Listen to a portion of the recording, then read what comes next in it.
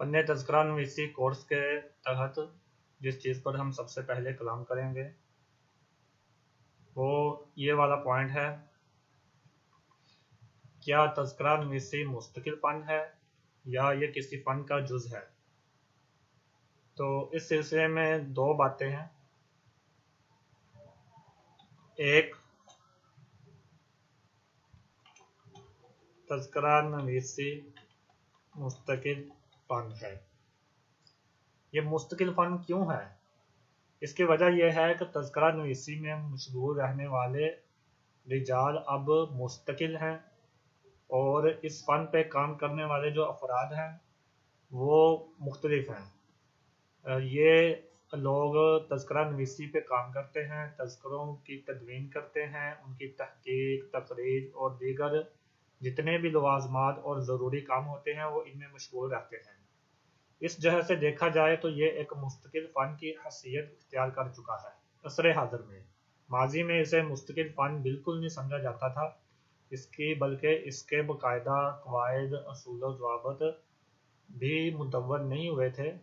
یہی وجہ تھی کہ تذکرہ نویسی میں مشغول ہونے والوں، یا آپ کہہ لیں کہ تذکرے لکھنے والوں نے ایسی چیزیں بیان کی ہیں کہ جنہیں پڑھ کر یہی لگتا ہے کہ بس کتابوں کی ضخامت بڑھا دی گئی ہے اور جہاں سے جو بات ملی وہ اس میں درج کر دی گئی ہے. الا ماشاء اللہ، مگر کچھ محققین، علماء کرام ایسے بھی ہوئے ہیں، ان میں زیادہ تر محدثین کی تعداد ہے کہ انہوں نے اس کے اصول اور ضوابط کو مد نظر رکھ کر جو تذکرے لکھے ہیں وہ آج بھی قابل مطالعہ اور قابل استدلال ہیں، اور محققین ان سے اخذ و استفادہ کرتے ہیں. آگے جا کر انشاءاللہ تعالی ہم اس طرح کے کچھ تذکروں کی نشاندہی کریں گے. ابھی ہم اپنے پوائنٹ کی طرف رہتے ہیں. دوسری چیز ہے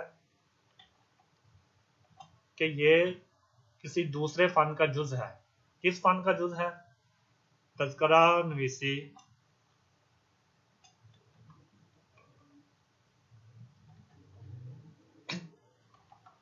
علم التاریخ کا ایک جز ہے. جی ہاں، اس میں جو ہمارے بزرگ ہوئے ہیں جنہوں نے فن تاریخ پر کام کیا، یا اب یوں کہہ لیں کہ جنہوں نے علوم کی تقسیم کاری کی ہے، انہوں نے اس علم التاریخ کا ایک جز قرار دیا ہے. ان میں سے سب سے پہلے تو علامہ شمس الدین محمد بن عبد الرحمن سخاوی، شارٹ کٹ آپ علامہ سخاوی کے نام سے یاد کر دیں. انہوں نے اپنی مشہور کتاب الاعلام بالتوبیخ لمن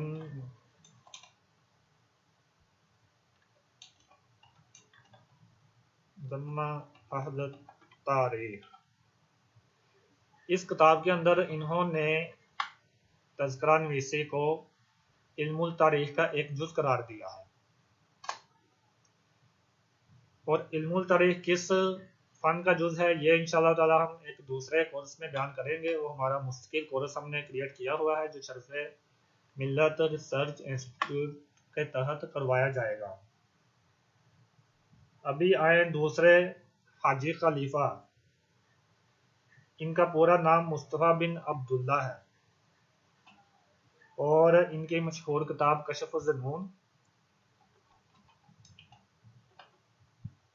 اس کتاب کے اندر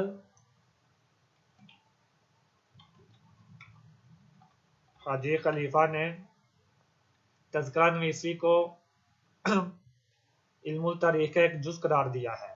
اسی طرح ہمارے ایک اور مشہور مصنف ہیں علامہ تاش کبرا زادہ. ان کا پورا نام علامہ احمد بن مصطفیٰ ہے. ان کی ایک مشہور کتاب ہے مفتاح السعادات. یہ بڑی دلچسپ کتاب ہے. اس میں بہت ساری چیزیں بیان کی گئی ہے، مختلف علوم و فنون جن پر مسلمانوں نے کام کیا ہے ان کی تعریف ہے. پھر ان کے زمن میں جو کتابیں لکھی گئی ان کا ذکر کیا گیا ہے، اور دیگر اور بہت ساری چیزیں ہیں.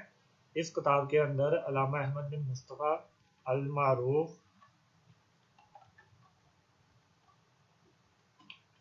تاج کبرا زادہ، انہوں نے بھی تذکرہ نویسی کو علم التاریخ کا ایک جز قرار دیا ہے، اور درست بھی یہی ہے کہ فن تذکرہ نویسی علم التاریخ کا ایک جز ہے، کیونکہ اس میں وہ تمام اصول و ضوابط، اغراض، مقاصد اور دیگر چیزیں کو مد نظر رکھا جاتا ہے جو فن تاریخ میں رکھا جاتا ہے۔